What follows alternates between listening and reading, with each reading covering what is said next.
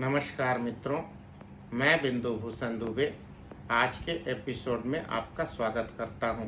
आज मैं आपको सनातन धर्म यानी कि हिंदू धर्म के 8 ऐसे महापुरुषों के बारे में बताने वाला हूं, जिनके प्रातः स्मरण मात्र से ही हमारे जीवन के संपूर्ण रोग व्याधि बाधा और सारे ग्रह दूर हो जाते हैं।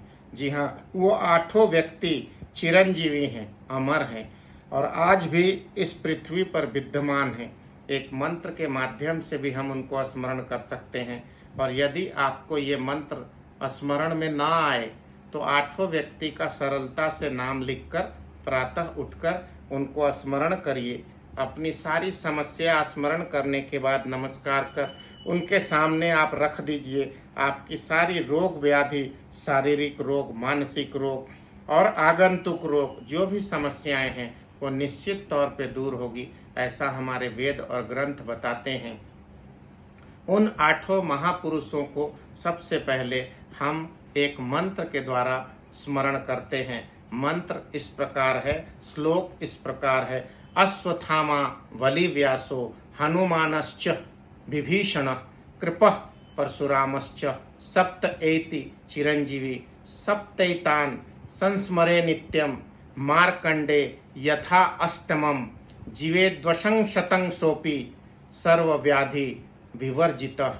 अर्थात जो व्यक्ति इन 8 महापुरुषों को, चिरंजीवी लोगों को हर दिन सुबह उठकर स्मरण करता है, याद करता है, उसकी सारी बाधा दूर होती है। ये 8 चिरंजीवी, पहले व्यक्ति का नाम अश्वत्थामा है, दूसरे व्यक्ति का नाम दैत्यराज बलि है, तीसरे व्यक्ति का नाम वेदव्यास है, चौथे व्यक्ति का नाम श्री राम भक्त हनुमान है, 5वें व्यक्ति का नाम विभीषण है, 6ठे व्यक्ति का नाम कृपाचार्य है, 7वें का नाम परशुराम है और 8वें का नाम मार्कंडे ऋषि।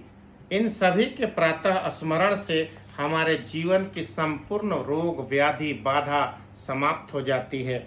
वर्तमान समय में मैं सलाह दूंगा कि आप भी इन 8 लोगों को स्मरण करके रोग व्याधि से मुक्ति की जरूर प्रार्थना करें। थोड़ा विस्तार से हम इनके विषय में आपको व्याख्या कर देते हैं। सबसे पहला नाम मैं लेता हूँ श्री हनुमान जी का। भगवान हनुमान को कौन नहीं जानता। शिव जी के 11 रुद्र हैं ये। चारों युगों में चारों युग प्रताप तुम्हारा, ऐसा श्लोक इनके बारे में कहा जाता है कि इनका प्रताप चारों युग में है। अर्थात सबसे पहला युग सतयुग, दूसरा युग द्वापर, तीसरा युग त्रेता और वर्तमान में चौथा युग कलियुग। इन चारों युग में हनुमान जी को महाप्रतापी माना गया है। और शिव जी के 11 रुद्र हैं। एक कथा सुनाता हूँ। एक कथा इस प्रकार है कि सीता माता का अपहरण हो गया था।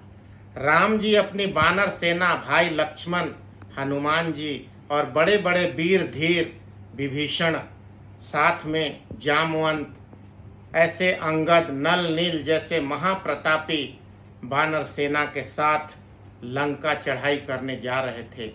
तो कहा कि उसके पूर्व यह पता लगा ले कि वर्तमान में सीता माता लंका में कैसी हैं, उनका हालचाल कैसा है, उनकी स्थिति कैसी है। वहां जितने सूरवीर थे, लोग एक अकेले लंका जाने में पूरी तरह समर्थता नहीं जता रहे थे। हालांकि सारे सूरवीर लंका जाकर युद्ध लड़ने के लिए सक्षम थे।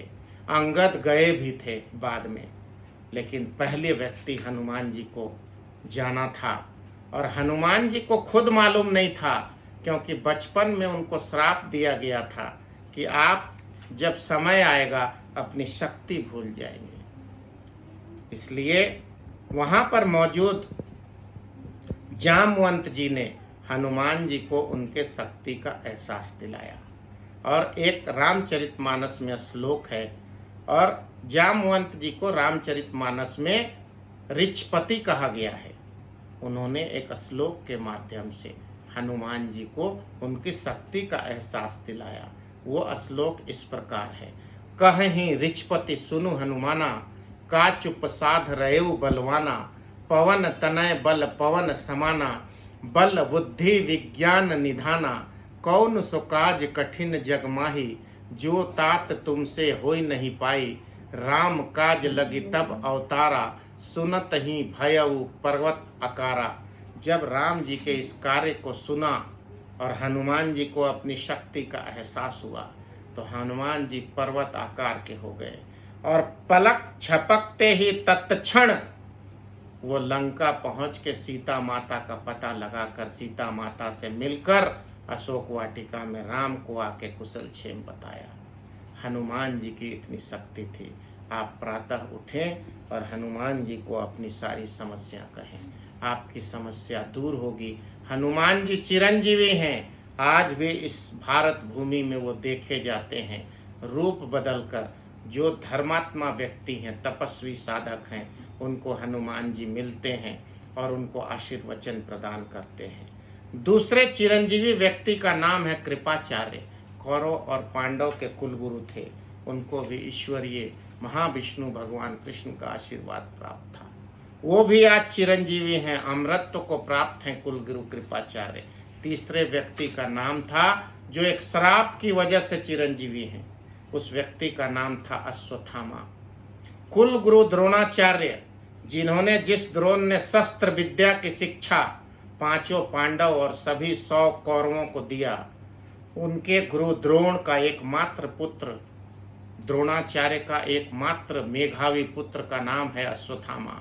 अश्वत्थामा का जब जन्म हुआ था तो उसके मस्तक पे मणि था, सीमांतक मणि। वो मणि लेकर वो जन्म लिया था। वो इतना अधिक सूरवीर था कि महाभारत में उसके समान महाप्रतापी महावीर कोई नहीं था। वो आज भी जीवित है। वजह ये थी कि महाभारत के 14 वर्षों के वनवास में पांडवों के दुर्योधन ने कहा, उसको दुर्योधन के पक्ष में अश्वत्थामा पांडवों के खिलाफ शुरू से ही था। द्रोणाचार्य भी कौरवों के साथ थे, उनका पुत्र भी कौरवों के साथ थे।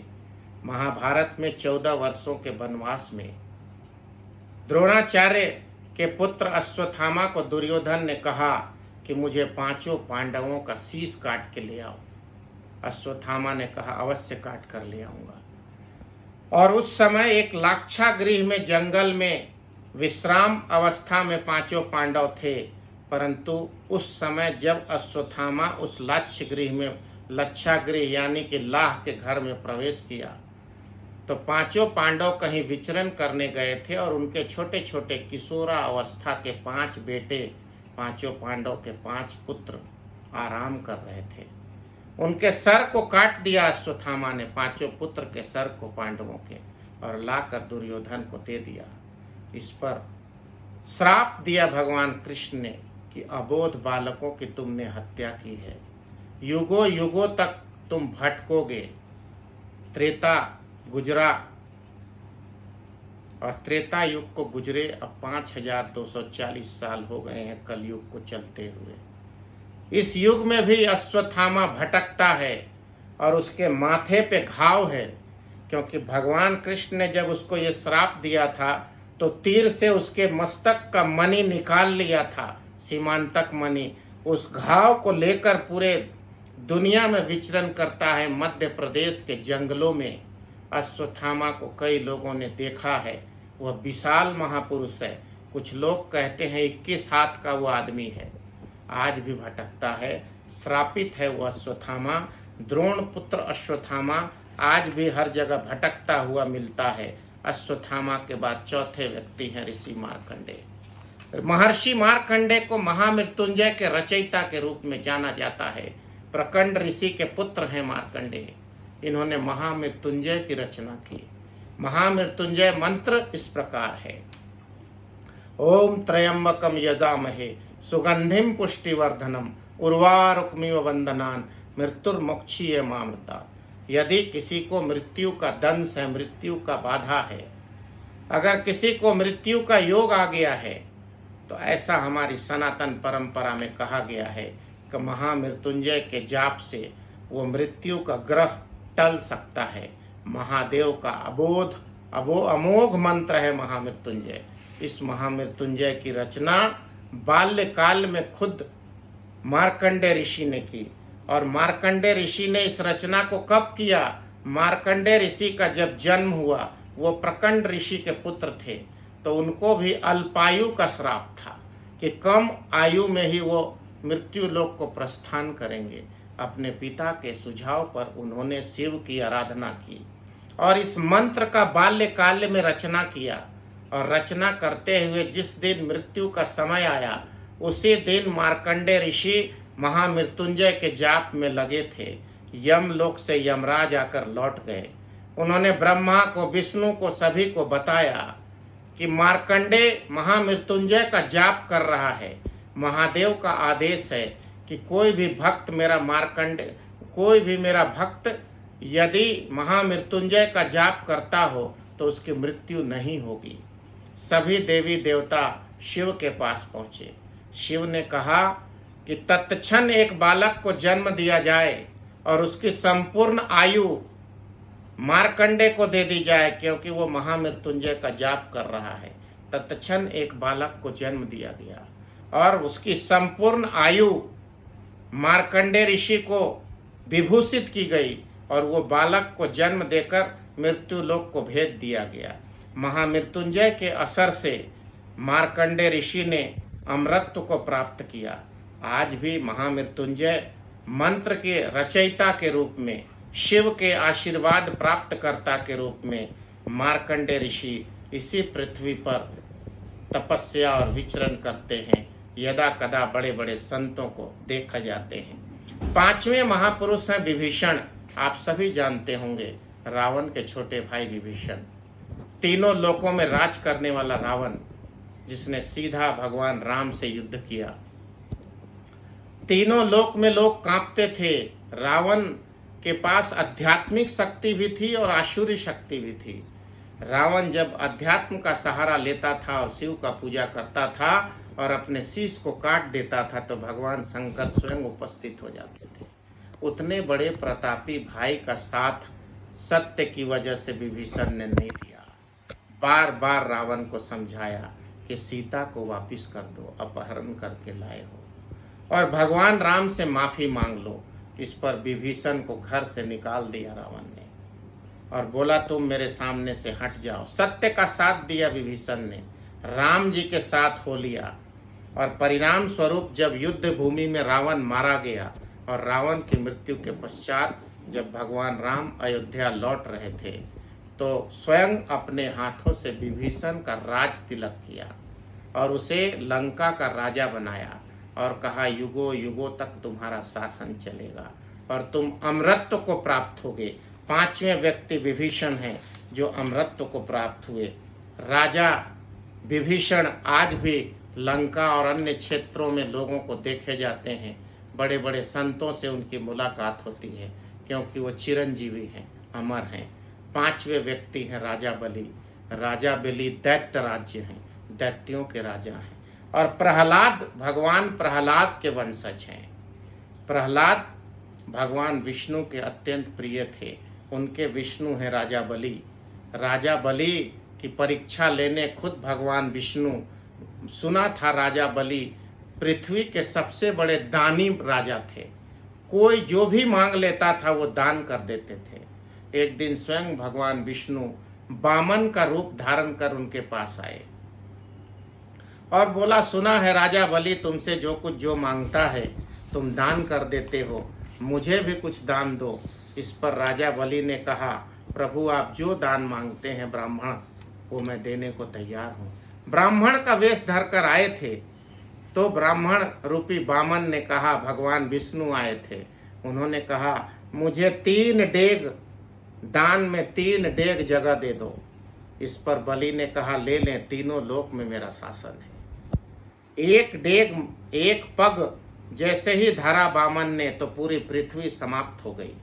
दूसरा पग धरा तो आसमान समाप्त हो गया और तीसरे पग में पाताल समाप्त हो गया। पृथ्वी, आकाश और पाताल तीनों को 3 पग में नाप दिया भगवान ने। अब बलि के पास कुछ नहीं बचा था, वह निर्धन भिखारी हो चुका था। इस पर भगवान ने कहा कि बलि अब तो तुम्हारे पास कुछ भी नहीं बचा है, सब कुछ तुमने मुझे दे दिया, अब मैं क्या करूं, रखूं या दे दूं। बलि ने कहा, मैंने चूंकि दान दे दिया है और अब आपके पास सब कुछ है, मेरे पास कुछ नहीं है, मुझे कुछ भी नहीं चाहिए, आप सारी संपत्ति ले लें। इतना प्रसन्न हुए भगवान विष्णु, उसके दान के स्वभाव से उन्हें अमृतत्व दिया। राजा बलि आज अमृतत्व हैं। सातवें व्यक्ति चिरंजीवी हैं, सातवें महापुरुष जो चिरंजीवी हैं वो हैं श्री वेदव्यास। आप सभी जानते हैं सनातन धर्म में, जिसे हिंदू धर्म कहते हैं, 4 वेद और 18 पुराण हैं। ऋग्वेद, यजुर्वेद, सामवेद और अथर्ववेद, ये चारों वेद का संपादन का कार्य, ये ईश्वरीय सूत्र है वेद। ऐसा कहा जाता है कि इसके रचयिता स्वयं भगवान गणेश हैं। इसका संपादन का कार्य वेदव्यास ने किया और 18 पुराण है सनातन धर्म में, इसको स्वयं वेदव्यास ने लिखा और अमृतत्व को प्राप्त हुए। आज भी पृथ्वी पर अमर पुरुष के रूप में वेदव्यास का दर्शन होता है।